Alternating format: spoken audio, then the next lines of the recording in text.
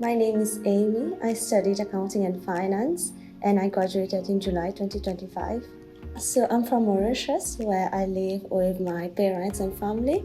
Then I moved to the UK for university.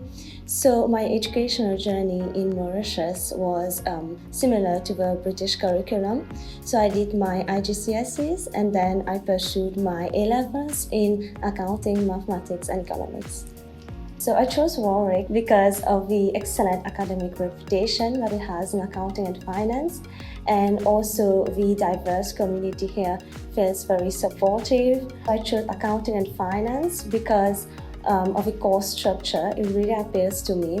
The balance of theory and practical learning, I think this will create a strong foundation for my career later on.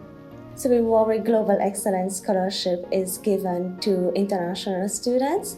So it has a full fee award, half fee award, and 25% award. And I'm really grateful that I got the full fee award scholarship, which enabled me to study here at Warwick. It is so much of my financial pressure, and I had a lot of time to focus on my studies and to get involved in societies and make the most of the opportunity here at Warwick.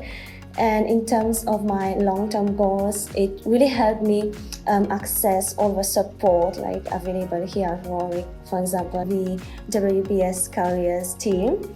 So they really helped me to tailor my CV, prepare for interviews, prepare for assessment centers, which helped me secure my internship. And then now I'm going to work at the same company for my graduate role.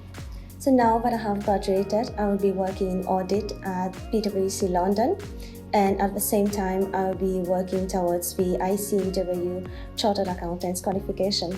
I would say heartfelt thank you to the people who made a donation, who supported this scholarship.